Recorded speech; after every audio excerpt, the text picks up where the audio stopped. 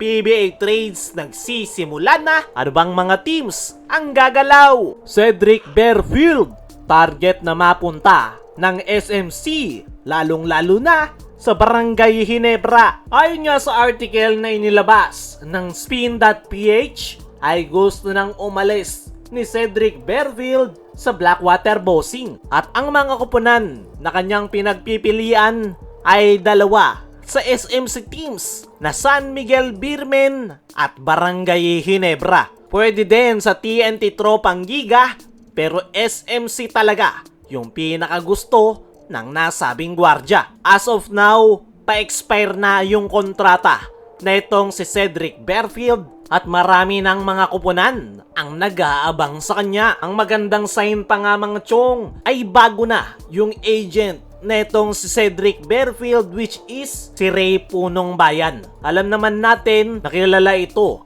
bilang agent na malapit sa SMC at MVP Group. Kaya naman, ngayong ito na yung agent ni Cedric Berfield, ay mas madali na siyang maititrade ngayon sa San Miguel Corporation o MVP Group. Sa SMC, dalawa lang yung pinagpipilian, which is Ginebra at San Miguel. Kilala ang San Miguel Beermen na talagang kumukuha ng isang quality player na mapapakinabangan ng kanilang kupunan. Kaya may posibilidad na unang gagalaw si Coach Leo Austria para makakuha si Cedric Berfield. Pagdating naman sa Barangay Ginebra, ay nabanggit mismo ni Coach Tim ay may posibilidad nga raw na i-consider nila na kuhanin si Cedric Berfield. Pero depende nga daw yan sa magiging sitwasyon.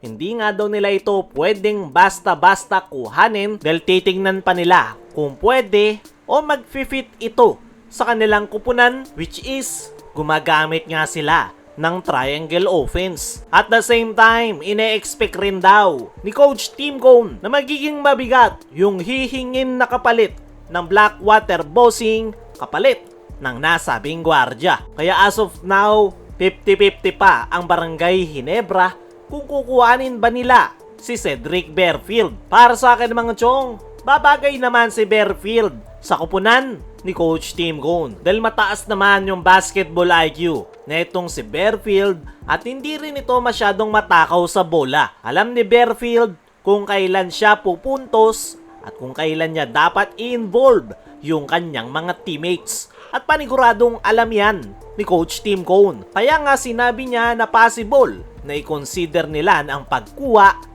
kay Cedric Berfield. Dahil sino ba naman ang aayaw sa nasabing gwardya dahil batang-bata pa ito. Mataas ang potensyal, hindi lang nabibigyan ng sapat na spotlight sa Blackwater Bossing. Pero sa ngayon, nag-aalangan pa ang Ginebra dahil kaka-champion lang nila at ang target talaga nila ngayon ay palakasin yung kanilang frontcourt position. Pero kung pabagal-bagal nga sila ay paniguradong mauunahan sila ng San Miguel Beermen. Always ready ang SMB pagdating sa trade at marami silang pwedeng bitawan na trade asset para mapapayag ang Blackwater. Pero wag nyo ring isang tabi ang TNT Tropang Giga dahil gigil nga sila na makabawi at gagawin nga nila ang lahat para mapalakas ang kanilang kupunan at isa sa magiging plano nila ay kuhanin si Cedric Berfield. Sa ngayon, ang gusto ni Berfield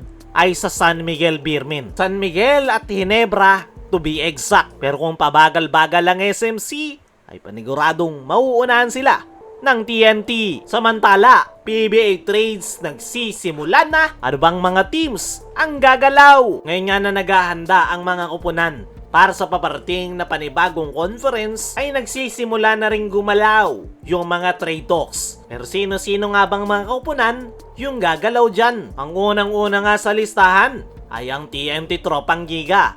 Matapos nga muling kapusin ang TNT sa finals ay nagsimula na silang gumalaw. Dahil ayon sa inilabas na article ng Spin.ph ay target na makuha ng TNT si Joshua Munzon. Maganda nga yung pag-uusap ng TNT at Titan Ultra kung saan ino-offer ng TNT si Reynam Batak. Pero nire-request ng Titan na idagdag si Henry Galinato. Pero meron ding mga ibang teams ang interesadong kumuha kay Joshua Munzon Nandyan ang Converge Firexers at Phoenix Super LPG na nanliligaw ngayon sa Titan Ultra. Sa ngayon, TNT, Titan Ultra, Converge at Phoenix Fuel Masters ang mga matutunog ngayon na gumagalaw sa trade. At tingnan natin sa mga susunod na mga araw kung sino pa ang gagalaw. Kaya mga chong, ano ang masasabi nyo na nagsisimula ng gumalaw ang mga kupunan para sa trades? Ano rin yung masasabi nyo na gusto ni Cedric Bearfield na mapunta ng SMC? Partikular na ang Hinebra. I-comment mo lang dyan sa ibaba.